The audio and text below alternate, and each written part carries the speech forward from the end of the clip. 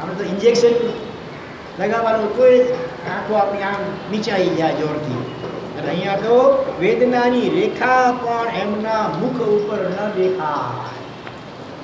ઘણી વાર એ આચાર્યદેવ વાચના આપતા હોય અને ત્યારે જ ડૉક્ટર કે શિષ્ય એમના હાથ ઉપર ઇન્જેક્શન આપતા હોય, વાચના ચાલુ છે, ખોટી ઉંમર હોય એટલે કેટલીક વાર એવું બને કે અમુક દિવસોને આંતરે ઇન્જેક્શન લેવા પડતા હોય કદાચ, પણ એ વખતે પણ વાચના ચાલે છે ને આ બધી ડૉક્ટર આવીને અથવા તો શિષ્ય આવીને ઇન્જેક્શન લગાવી રહ્યા છે, તો ક્ષણવાર જરા ઇન્જેક્શન અરે એટલી વાર તો જરા વાચના બંધ કરવી ને નહીં, સહજતાથી વાસના ચાલુ હોય આ બધું ઇન્જેક્શન એનું કાર્ય કર્યા કરે, આપણે આપણું કામ કરીએ, એટલે શરીરથી કેટલી ભિન્નતાનો અનુભવ કર્યો હશે વિચાર કરજો. એમના હાથ ઉપર ઇન્જેક્શન અપાતું હોય પણ એમની વાગધારા અસ્ખલિત ચાલે, સોએ શરીરમાં ઘૂસે તો એક બે પળ પણ એમના મુખની રેખા ન બદલાય તો આ વાચના અટકે નહીં, સહજપણે વાચના ચાલતી હોય અને આ બધું ઇન્જેક્શન લાગતું હોય. અપૂર્વ અવસર એવો ક્યારે આવશે આપણા જીવનમાં, આવી ધન્ય દશા ક્યારે આવશે? પૂર્વના તો અનેક મહાપુરુષો આપણા માટે આદર્શ બની ગયા. શરીર આખું ને આખું છેલ્લીની જેમ ધાણીમાં પીલાયું 500 સાધુનું, લોહીના ફુવારા, માંસના લોચા, હાડકાના છૂટેછૂડા બહાર નીકળ્યા, અને છતાંય અપૂર્વ સમતા, કેવળ કર્મના ચૂડો થતા ગયા, કેવળના મોક્ષને પામતા ગયા. દગધગતા ખેરના અંગારા જળાયા મસ્તક ઉપર, એને મોક્ષની પાઘડી માની. માસઠમણના પારણે મુશ્કેલટાળ બંધાઈને તડકામાં ઊભા રખાયા મહેતારજમાં મુનિવરને. કોઈ આત્મનિંદે આપણો રે સોની તણો સો. રાજાના હુકમથી સિપાહીઓ આવ્યા, હે મહારાજ ખરો તૈયાર થઈ જાઓ, તમારા શરીરની ચામડી ઉતારવાનો રાજાનો અમને આદેશ છે. લેશ માત્ર કોઈ ભય નહીં, કંપન નહીં, કોઈ દલીલ નહીં કે ભાઈ જરા પૂછી તો આવો શા માટે, પણ મેં શું ગુનો કર્યો છે? કાંઈ નહીં, પોતાના કર્મ ન ઉડે જેવી ભવિતવ્યતા. ભાઈઓ કહો હું કેવી સ્થિતિમાં રહું તો તમને અગવડ ન પડે. તપસ્યાના કારણે લોહી માંસ તો સુકાઈ ગયા છે શરીરમાંથી, હાડકા મારા કર્કશ કઠોર હાડકા તમને ત્યાં બાધારૂપ ન બને, માટે ભાઈઓ કહો કે હું કેવી સ્થિતિમાં રહું તો તમને અનુકૂળતા રહેશે. વિચાર તો ખરા કઈ દશા હશે. આ બધું જો કોકના માટે શક્ય બન્યું તો આપણા માટે પણ શક્ય બની શકે, આ ભાવમાં પણ અમુક બનશે. એને માટે જરૂર છે હૃદયમાં પ્રભુને પ્રગટાવવાની, પોતાના પ્રભુ સ્વરૂપનો આંશિક અનુભવ કરવા. ત્યાર પછી બીજું દૃષ્ટાંત આવી રહ્યું છે જેનું શીર્ષક છે હું કરું એ જ અજ્ઞાનતા. અને અમનું પુસ્તક પર વાત કર્યું છે વૈશ્વકેશ્વરી મહારાજની. હું કરું એ જ અજ્ઞાનતા, શકટનો ભાર જીવ સ્વાનતા. સાહેબ એ સાધનનું તો અમે કલ્યાણ કરી દીધું. કોઈક આચાર્ય ભગવંતની અનુમોદના કરે છે, આચાર્ય ભગવંતના ઉપદેશથી, એમની પ્રેરણાથી, એમની કૃપા અને માર્ગદર્શનથી કોઈક આત્મા સાધનામાં ખૂબ ખૂબ આગળ વધી ગયો. એ જોઈ કરીને ત્રીજો કોઈક વ્યક્તિ, કોઈક શ્રાવક આચાર્ય ભગવંતની અનુમોદના કરે છે કે સાહેબ એ સાધકનું તો આપણે કલ્યાણ કરી દીધું. આપના પરિચયમાં આવ્યો એ પૂર્વે એનો કોઈ આધ્યાત્મિક વિકાસ નહોતો, પણ આપનો પરિચય થયો, વાચનાઓ સાંભળી અને એનો આત્મા જાગ્યો. આજે તો એને સાધનાની જે ઊંચાઈ સર કરી છે એ જોવા માટે તો 10 આંખોની જરૂર પડે. 2 આંખોથી એની સાધનાની ઊંચાઈ જોઈ શકાય નહીં છે, એટલું ઊંચે આગળ વધી ગયો સાધનામાં. ખરેખર આપની અનરાધાર કૃપા એના ઉપર વરસી, એનું જ આ પરિણામ છે. એક શ્રાવકે પ્રશાંત મૂર્તિ ગીતાર્થ આચાર્ય દેવ પાસે ખરા હૃદયથી પ્રશંસાના પુષ્પો વેર્યા, અનુમોદના કરી. સાહેબ ખરેખર આપે કમાલ કરી. ત્યાંથી ક્યાં પહોંચાડી દીધું પેલા શ્રાવકને, પણ વળતી જ પડે આચાર્ય દેવે એને અટકાવ્યો અને વાતની દિશા પલટી. ના રે ના, એમાં મારી કોઈ હોશિયારી નથી. એ જીવ દળ સરસ હતો, એ આત્મા જેવો ઊંચો હતો, એને સહેજ પ્રેરણા કરીને આગળ વધી ગયો. એમાં મારી કોઈ વિશેષતા કે હોશિયારી નથી. એનું ખાલી જગ્યા જ જોરદાર હતું, 4 અક્ષરનો શબ્દ. બોલો, એનું ખાલી જગ્યા 4 અક્ષર. પહેલો અક્ષર છે ઉ, આ ઈ ઉ. એનું ખાલી જગ્યા જ એવું જોરદાર હતું. એણે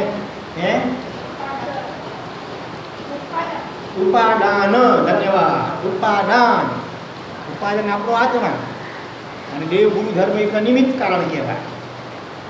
ઘડો હોય ને એનું ઉપાદાન કારણ શું? માટી, જેમાંથી ઘડો બને છે.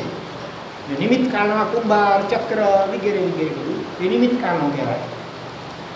જે કારણ કાર્યરૂપે પરિણમતું હોય એને ઉપાદાન કારણ કહેવાય.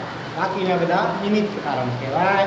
તો એનું ઉપાદાન એટલે એનું અંતરાત્મા એવો હળુકર્મી હતું કે જીવ એટલો યોગ્ય હતો કે એણે કૃપા ઝીલી અને એ સાધનામાં આગળ વધી ગયો. કેવું અજબ ગજબ! કૃપા વરસાવ્યા બાદ પણ પોતાના કર્તૃત્વનું સંપૂર્ણ વિલીનીકરણ. એટલે એ જીવદળ પણ યોગ્ય હશે, પણ ઉપાદાન અને નિમિત્ત બેની સંધિ થાય ને, બેનું મિલન, ત્યારે કાર્ય થાય. નિમિત્ત તો આપણને ભગવાન મળ્યું, સાક્ષાત તીર્થંકર મળ્યા કેટલા ભાવોમાં, પણ આપણો ઉપાદાન તૈયાર નહોતો હજી એ વખત જોઈએ એવો, ભગવાનની સન્મુખ નહોતો, માટે કાર્ય ન થયું આપણું. અને કોઈ પણ ઉપાદાન એવું તૈયાર થયેલું હોય તો સામાન્ય નિમિત્ત મળે જરાક અને જીવ તરફ આગળ વધી જાય. તો અહીંયા આચાર્ય ભગવંતે બંનેની વિશેષતા હતી. એટલે જીવદળ પણ સારું હતું, સાથે આચાર્ય ભગવંતની કૃપા, કરુણા, પ્રેરણા, માર્ગદર્શન, પ્રોત્સાહન પણ વિશેષ પ્રમાણમાં હતું અને પરિણામે સુંદર પરિણામ આવ્યું. પણ આચાર્ય ભગવંત એનો કર્તૃત્વનો ભાર સ્વીકારવા તૈયાર હતી કે મેં કર્યું નહીં. બધો યશ ટોપલો એના ઉપર નાખે છે કે એ જીવદળ એવો યોગ્ય હતો માટે એનો વિકાસ થયો. આપણી હાલત કેવી છે? એક નાનકડું કામ કરીએ તોય આ મેં કર્યું એવું બધે કહેતા ફરીએ, એનો મદ માથે ચડાવીને ફરીએ. ભૂલથી પણ એ કામનો યશ કોઈ બીજાના નામે ચડતો હોય ને તો વચ્ચે આપણે પહોંચી જઈએ. શું કહીએ?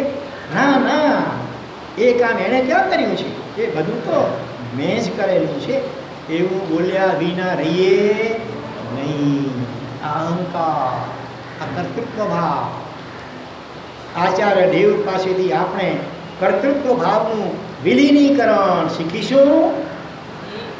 જે પણ થાય છે દેવ ગુરુની કૃપા. શબ્દ ભલે બોલીએ હોઠથી પણ અંતરથી એવું સમજણ હોવું જોઈએ. હું પામર શું કરી શકું એવો નથી વિવેક. વિવેક હોવો જોઈએ. આપણું અત્યારે કર્માધીન દશા છે, આપણે શું કરી શકીએ એમ છીએ. જે પણ સારું થાય છે બધું દેવ અને ગુરુની અચિંત્ય કૃપાના પ્રભાવે જ થાય છે. અને હવે ત્રીજું ઉદાહરણ લઈને આપણે ઉપસંહાર કરીશું, જેનું શીર્ષક શું છે? શિષ્ય લાલસા દુર્ગતિ ડાઈ મોક્ષાર્થી મુનિ ત્યજતા. શિષ્ય લાલસા દુર્ગતિ ડાઈ મોક્ષાર્થી મુનિ ત્યજતા. એક સાધ્વીજી ભગવાન સુરતમાં ચાતુર્માસ હતા. એમનું ચારિત્ર અને એમની વક્તૃત્વ શક્તિ એટલી જોરદાર હતી કે એમણે બહેનો સમક્ષ પ્રવચનો આપ્યા, શિબિરો પણ ગોઠવી. 4 મહિના સુધી લગાતાર એમની અમૃત વર્ષામાં સ્નાન કરીને 10 મુમુક્ષુ બહેનો દીક્ષા લેવા તૈયાર થયા. બોલો, હમણાંની શબ્દ ઘટના થોડા વર્ષ થઈ. એક જ ચોમાસામાં સીધા જ્યાં એકાર પણ ભાગ્ય થાય છે ત્યાં સીધા અહીંયા 10 બહેનો દીક્ષા લેવા તૈયાર થઈ ગયા. અમે 10 જણા આપના શિષ્યા થવા ઈચ્છીએ છીએ. પોતાની ભાવના ભેગા થઈને વ્યક્ત કરી 10 જણા. પણ એ સાધ્વીજીએ ઉત્તર આપ્યો, સાંભળજો કાન ખોલીને. શિષ્યા ન બનાવવાની મારી પ્રતિજ્ઞા છે. આટલી બધી શક્તિ હોવા છતાં પણ કેટલી હદની નિષ્ફળતા આ કાળમાં. વિચારો, મારા ગુરુની હાજર છે, એમની હાજરીમાં હું સિદ્ધને ગુરુની બનું? તમે એમના જ શિષ્ય બનો. અને એમ જ થયું. આ રીતે અત્યાર સુધીમાં આ સાધ્વીજીએ પોતાની શિષ્યા થવા આવેલી 25 થી 27 બહેનોને ગુરુચરણે સોંપી અને ગુરુની શિષ્યા બનાવી દીધી. કેટલા? 25 થી 27. એક બહેની વાત નથી. પેલા 10 તો હતા ભલે, બીજા ત્યાર પછી પણ બીજાએ 15-17 પાછળ બીજા જે થયા બધાને પોતાના ગુરુણીના શિષ્યા બનાવ્યા, પોતાના ગુરુ બહેનો બનાવ્યા, પોતાના શિષ્યા બનાવ્યા નહીં. અને એ રીતે ગુરુ ભક્તિનો જબરદસ્ત આદર્શ એમણે પ્રસ્તુત કર્યો. એસે મગજમાં વાત અને સત્ય ઘટના છે. એવા એક બીજા મહાત્મા મુનિવર અમને મળ્યા હતા. કયા મહાત્મા? મોક્ષ રત્ન, ગુણરત્ન સૂર્યાચાર્ય ભગવાનના શિષ્ય હતા. જબરદસ્ત વિદ્વાન. માત્ર 12 વર્ષના દીક્ષા પર્યાયમાં કાલદરમ પામી ગયા જુદીવાસી અકસ્માતમાં. પણ અગ્રહમાં અગ્રહ એવા કેટલા લગભગ 500 જેટલા ગ્રંથો, જેની એક એક લીટીનો અર્થ લગાડતા કલાક નીકળી જાય. એવા કઠિન ન્યાયના તર્કના અગ્રહમાં અગ્રહ ગ્રંથો બધા, કેટલા અંગ્રેજી ભાષાના ગ્રંથો બધા, 500 કેટલા ગ્રંથો એમણે વાંચ્યા હતા માત્ર 12 વર્ષના દીક્ષા પર્યાયમાં. અને કેટલા સાધુ ભગવંતોને એમણે ભણાવ્યા હતા એ ગ્રંથો પાછળ. એમની પ્રતિજ્ઞા, આટલી વિદ્વત્તા હોવા છતાં એમની પ્રતિજ્ઞા કે મારે શિષ્ય કરવા નહીં, જેટલો પણ મુમુક્ષુ તૈયાર થાય ગુણરત્ન સૂરી મહારાજના શિષ્ય બનાવી દે. આવી પ્રતિજ્ઞા જેમના જીવનમાં હતી. બીજી પણ અનેક વિજ્ઞાનીઓની પ્રતિજ્ઞાઓ, નિયમો જેમના જીવનમાં હતા. ખરેખર આ કાળના એક અજોડ મહાપુરુષ હતા મોક્ષ રત્ન વિજયજી મહારાજ. તો આપણે ભૂરી અનુમોદના કરીએ. આવી નિષ્પૃહતા અનેક બાબતોમાં, એક બાબત બતાવી એમ દરેક બાબતમાં આપણા જીવનમાં નિષ્પૃહતા આવવી જોઈએ. કારણ કે જ્ઞાનસાર અષ્ટકમાં ઉપાધ્યાય શ્રી યશોવિજયજી મહારાજ શું કહે છે? પરસ્પૃહા મહાદુઃખમ નિષ્પૃહત્વમ મહાસુખમ. પરની સ્પૃહા, આત્મા અને આત્માના ગુણોને છોડીને પર પદાર્થ, કોઈ શિષ્ય હોય, ખાવા પીવાના પદાર્થો હોય, પહેરવા ઉઠવાના પદાર્થ કોઈ પણ હોય, કંઈ પણ XYZ ધન વગેરે હોય, મકાન દુકાન વગેરે હોય, પરની સ્પૃહા, આત્માને છોડીને પર કોઈ પણ જળ કે ચેતનની જે સ્પૃહા એ જ મહા દુઃખરૂપ છે, દુઃખનું કારણ છે. નિષ્પૃહતા, મને કાંઈ જ ન જોઈએ, આત્મા છે એનો આનંદ સ્વાધીન છે, પછી હવે બીજાની મને શું જરૂર? આવી નિષ્પૃહતા એ જ મહા સુખનું કારણ છે. સુખ અને દુઃખની આટલી ટૂંકી વ્યાખ્યા મહોપાધ્યાયજી યશોવિજયજી મહારાજે જ્ઞાનસાર અષ્ટકમાં કરી છે. એટલે જીવનમાં જેટલી ઈચ્છાઓ ઓછી એટલો આનંદ વધારે, જેટલી ઈચ્છાઓ વધારે એટલું ચિત્તમાં વિકલ્પો વધારે, એટલી અશાંતિ વધારે, એટલી અથડામણો. આપણી ઈચ્છા હોય અને એમાં આપણે લાગે કે આ જરા આડખીરૂપ બને છે, એટલે એના ઉપર મનમાં થાય દ્વેષ, ક્રોધ, વેર જાય. એટલે પરમાત્માને પ્રાર્થના કરીએ આવી નિષ્પૃહતા આપણા સૌના અંતરમાં પ્રગટે. અને છેલ્લે મુખવાસ રૂપે કચ્છી ગીત લઈશું આપણે. આમ પણ કુદરતની કૃપા વર્ષા ચાલુ છે, એટલે અત્યારે તો અહીંયા જ બેસવું પડે એમ છે. તો કચ્છી ગીત ઝીલાવવા કોશિશ કરજો. વીર મહાવીર હાણે રટી દો તુરો, બોલો વીર મહાવીર હાણે રટી દો તુરો. જો કો મિલે સામે તે કે હાય હલો, જો કો મિલે સામે તે કે જય જીનેન્દ્ર ચો. જો કો મિલે સામે તે જય જીનેન્દ્ર ચો. હે વીર મહાવીર હાણે રટી દો તુરો.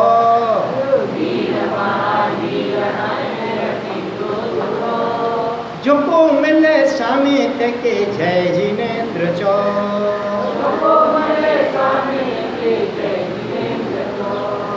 काम क्रोध स्वार्थ बेरो मुठोड ने मोह. काम क्रोध स्वार्थ बेरो मुठोड ने मोह. कुपातर कुटुंब से मुके केणु हाणे को. कुपातर कुटुंब से मुके કેનું હાણે કોણ વીર મહાવીર હાણે રપીદો દૂરો જોગો મેલે સામે કે જય જીનેન્દ્ર તો કાયા તોજી કાચ પૂતળી ફોકટ રખે ફો કાયા તોજી કાચ પૂતળી પોકટ રાખે ખો જન્મ હીરે જેડો કરીએ ધૂળ ધાણી ખો જન્મ હીરે જેડો કરીએ ધૂળ દાડી કો બોલો વીર મહાવીર હાને રપીદો દૂરો જોગો મેલે સામે કે જય જીનેન્દ્ર તો માલ મિલકત મેળી બંગલા સગવડું ભલે સો માલ મિલકત મેળી બંગલા સગવડું ભલે સો હલ્યો વેને હેગડો દીતું જંતર બજાઈ દો હલ્યો વેને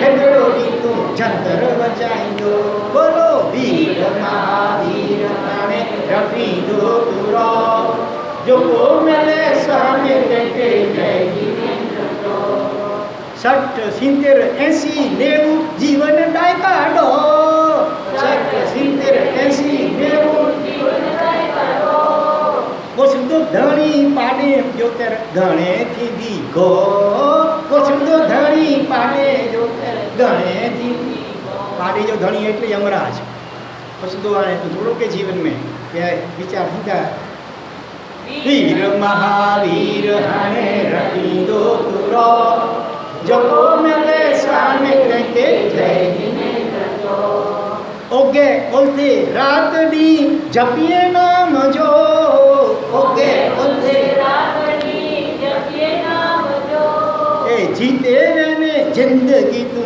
वीर बोलो रो जीते मैंने जिंदगी तू वीर बोलो रो बोलो वीर महावीर आने रटी दो तुरो जगो मैंने स्वामी के जय जिनेंद्र તો संत शास्त्र सचो बाकी लिखेल वांची लो संत शास्त्र सचो बाकी लिखेल वांची लो चेतन हाणे चेत अरे चेतन हाणे चेतन का 84 में पो चेतन हाणे चेतन का 84 में हो वीर महावीर हाणे रमी दो तुरो જોગો મળે સામે કે જય જીનેન્દ્ર जो જોગો મળે સામે કે જય જીનેન્દ્ર તો ओम शांति शांति शांति बे मिनिट માટે એકદમ શાંત બેસી જાઓ આંખો બંધ શરીર સ્થિર કરતા ઉપયોગ અંતરાત્મા કરો અંદરમાં જે પણ જીનવાણી શ્રવણના પ્રભાવે થોડી ઘણી પણ પ્રસન્નતા આહલાદ આનંદનો અનુભવ થઈ રહ્યો છે બસ એનો અનુભવ કરી એમાં ડૂબીએ અને માણીએ ઓમ શાંતિ